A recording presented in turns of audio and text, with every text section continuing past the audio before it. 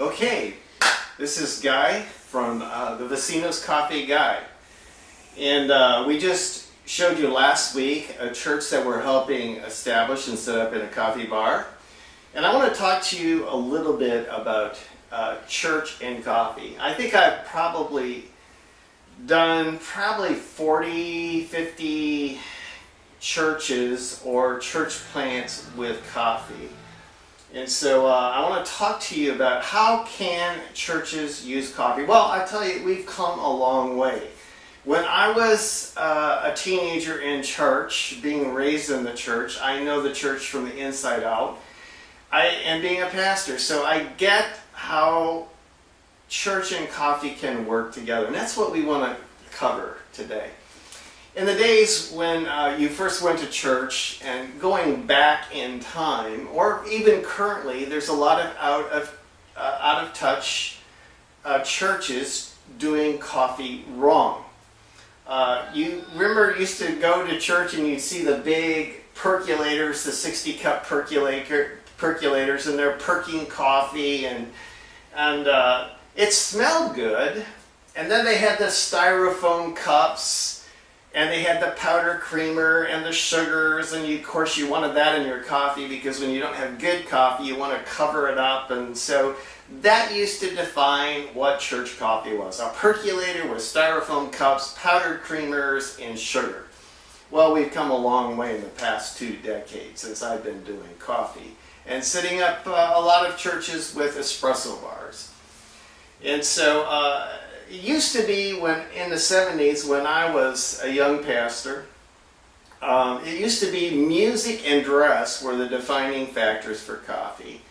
I mean, I remember in 1975 of pastoring a church and wearing jeans and having a band instead of the organ and piano. That was defining as to what are you current or not? And now, you go to every church, even if it's a traditional church, they're trying to throw in a contemporary service. And it's like the church is trying to catch up with culture that they live in.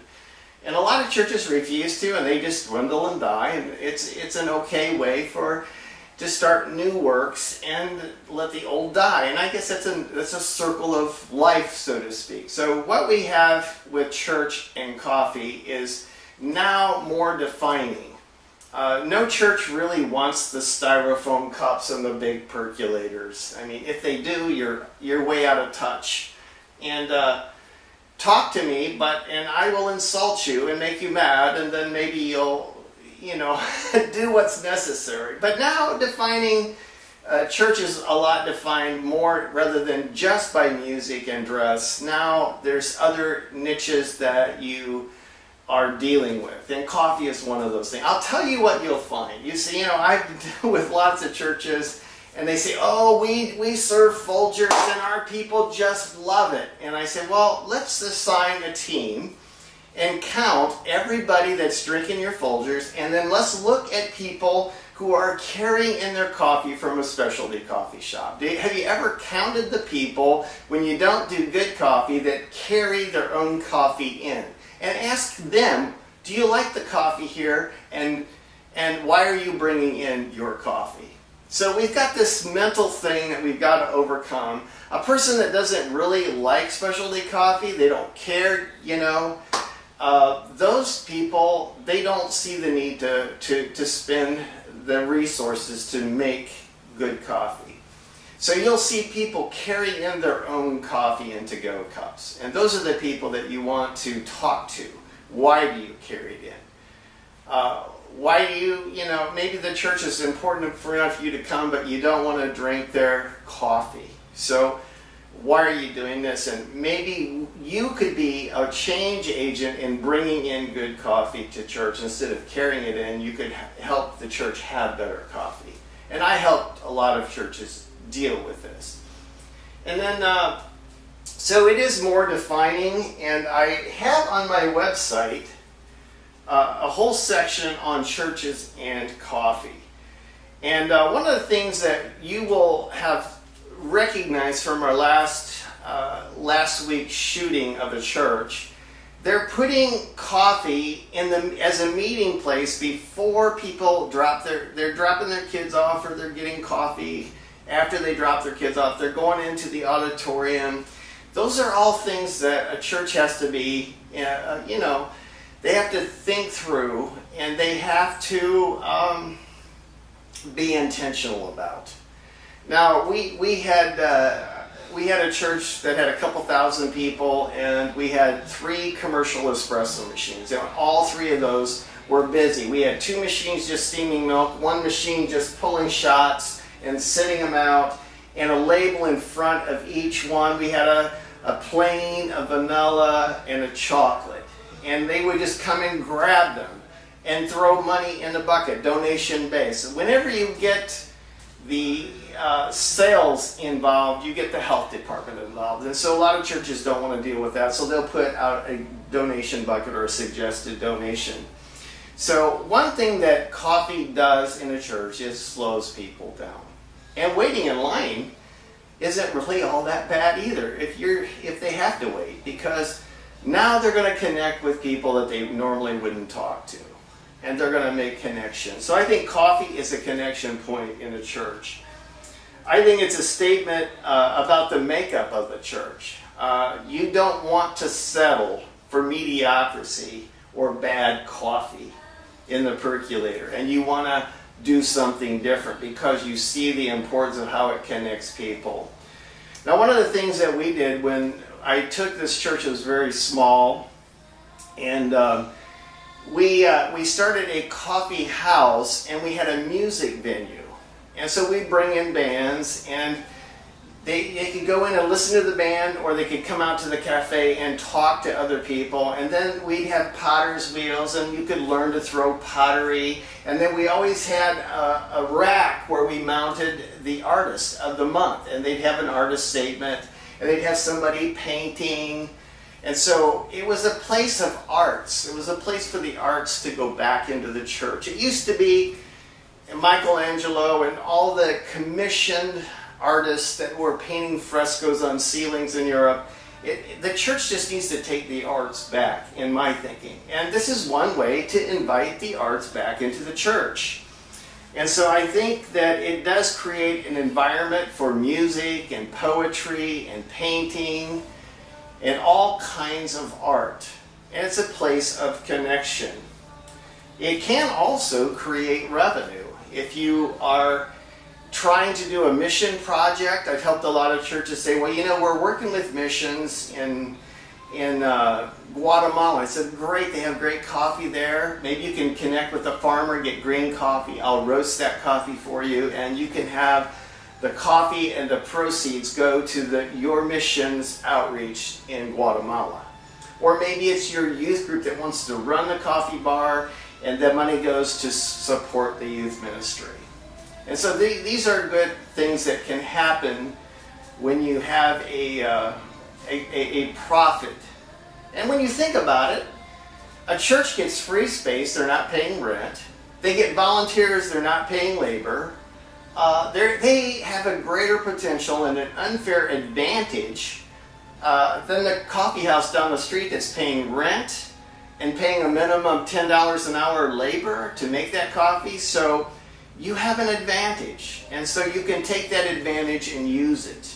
And I think the church needs to recapture the business and ministry mentality, and they need to recapture the art mentality. And so these are some of the things that I see happening with coffee within the church. Now, we have planted multiple churches in coffee houses. I personally planted in Indianapolis, Indiana, and we had a coffee shop.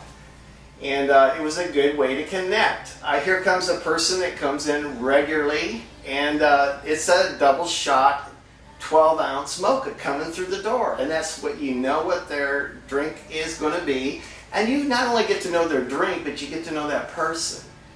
When their kid is going through something, or their parents went through surgery, or they had a crisis in their life. Now you can relate to them because you're their friend. And it's a natural form of connectivity. So we planted many churches. I've helped other church plants start in coffee shops. So I can help you probably more than most because I've done that, been there, and I've helped lots of churches with coffee and church plants. So I want you to consider how you can use coffee in your church and what are your goals and your objectives and how can you make coffee work and serve you rather than you serving coffee. Now, we never had problems getting volunteers to be baristas. We'd have a training program, and of course that gets to be a challenge on the opposite end of coffee, is constantly doing training. And training people to qualify them to work the machine. At first they can do back bar, and they can pour the milk and put the syrups in, and they can do all the back bar stuff. But to get certified on the machine and the grinder, you have to have a course that has a minimum of what you expect for that coffee, the output of that coffee to be like. And so having a training program is really important for you to consider growing people as baristas. And so it gives you an opportunity to connect with people that have that desire to be a barista. But the big drawback for a lot of churches, and I don't mean to sound, as it were, cynical, but churches are the hardest group of people for me to deal with. And you think I would be good because I've been a pastor and I am a pastor. It would be easy for me, but it's not, because churches are always got their hand out. What can you do for our church? How can you give us a special deal? And then I would help people. I did one church in Cape Coral. It's a big church. I won't say the name, but it was a big church. And they wanted, I had 6 meetings with them. I helped them plan out their menu. I helped them plan out their space. I helped them plan out their training thing. And then they said, oh, we decided to buy our coffee and equip it somewhere else. And they just rip you off, and without a conscience. And that's kind of church mentality thinking. How can you help us? And we're going to get that. We're going to save a few pennies here or there by doing this. And so it's not the funnest group to work with, but it can be good when the church has the right attitude. And so there is unskilled people that you're going to be training, and that's going to be a challenge because you're always going to train. People are going to be trained, commit, and then not show up. These are the way it works in a church, and I can help you know and set your expectations and lower them with certain people that plan to do things but don't follow through, because I get that. And then you've got the issue of spills.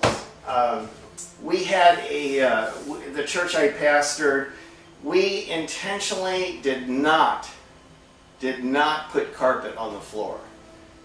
And the reason is because if somebody carries their latte in and spills it, sour milk is not the best thing. So what you do, and this is what we did, we had in every row of chairs, there was what we jokingly called the marsupial chair, where you put where churches that used to have hymn books, they used to put hymn books in the back of their chair. Well, we put 2 marsupial chairs in every row, and two marsupial chairs per row had a towel.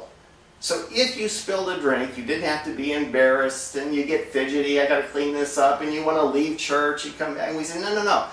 Don't disrupt the church. Don't make people around you feel uncomfortable. Grab the chair in front of you, the towels, put it down, step on it, we'll get it between services. So there is the issue of spills, and that can be, some churches, they split over carpet color. Now you're going to split over spills. Well, just plan ahead and be intentional about failure, because when you deal with people, there's failure. And if you're not ready to deal with failure, you're not really ready to be in ministry, because people fail.